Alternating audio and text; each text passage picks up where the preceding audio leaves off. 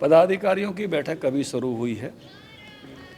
हमारी एक परंपरा है कि हम जब भी प्रदेश कार्यकारिणी या राष्ट्रीय कार्यकारिणी करते हैं तो उससे पहले पदाधिकारी बैठते हैं और उसमें जो भी कुछ वहाँ विषय होने होते हैं उन सब विषयों की पूर्व चर्चा इस बैठक में होती है और इसमें पदाधिकारियों की, दिग्गजों की महत्वपूर्ण राय ली जाती है और उसके बाद उन्हीं विषयों को प्रदेश कार्यकारिणी में रखा जाता है। हमारी प्रदेश कार्यकारिणी की आज ये बैठक पदाधिकारियों की देर तक चलेगी। अगर एजेंडा पूरा नहीं हुआ तो सुबह अर्ली फिर से हम बैठेंगे और कल 10 बजे से हमने प्रदेश कार्यकारिणी के सदस्य बुलाए हैं। पहले पंजीकरण का और जलपान का समय है, उसके बाद बैठक शुरू होगी और बैठक कल रात को भोजन तक चलेगी।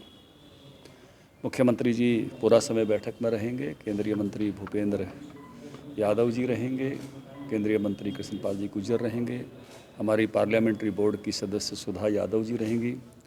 राव इंद्रजीत जी ने छुट्टी मांगी है कि उनका जन्मदिन है कल, तो उस नाते से उनका पहले से ही कुछ लोगों ने उनके यहाँ लोग आते हैं जन्मदिन पर, इसलिए उन्होंने कार्यकारिणी के लिए अपनी शुभकामनाएं दी हैं, तो वो नहीं रह पाएंगे।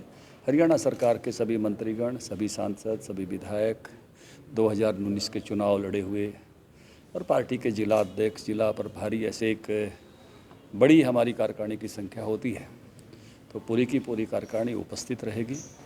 इस कार्यकारिणी की बैठक में हम जो तत्कालीन कार्यक्रम पार्टी के हुए हैं उन कार्यक्रमों की रिपोर्ट करते हैं। जो आगामी चुनाव हैं उनकी क्या तैयारी है उसकी रिपोर्टिंग होती है। जैसे गुड़गांव का चुनाव आ रहा है, मानेसर का चुनाव आ रहा है, फरीदाबाद का चुनाव आ रहा है नगर निगम का, और सिरसा का नगर परिषद का चुनाव आ रहा है।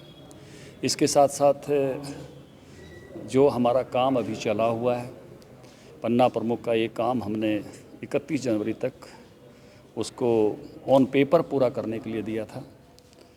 बाद का समय उसकी प्रतिपुष्टि के लिए रखा था और 6 अप्रैल तक उसकी कार्यशालाएं करने का समय दिया हुआ है। उस काम की हम समीक्षा करेंगे। सरकार ने भिन्न भिन्न प्रकार की योजनाएं, जैसे चिरायु कार्ड है, आयुष्मान कार्ड है, बीपीएल कार्ड है, अनेक जो सरकार की लाभकारी योजनाएं हैं, उनके लिए लाभार्थी संपर्क का भी एक कार्यक्रम इस बैठक में तैयार होगा और लाभार्थियों को मिलने का दायित्व पार्टी के नीचे के कैडर को सौंपा जाएगा। एक समय में हम सुनते थे विदेशों में सोशल सिक्योरिटी बहुत हाई है, कोई बीमार हो जाए तो केवल अस्पताल जाके भर्ती हो जाओ। आज हमारे लिए 100-1.25 करोड़ लोगों के लिए वही व्यवस्था खड़ी हो गई है। विदेशों में लोगों को किसी न किसी प्रकार की बाकी मानधन मिलते हैं, तो आज यहाँ किसान सम्मान निधि मिलती है, वृद्धावस्था पेंशन मिलती है।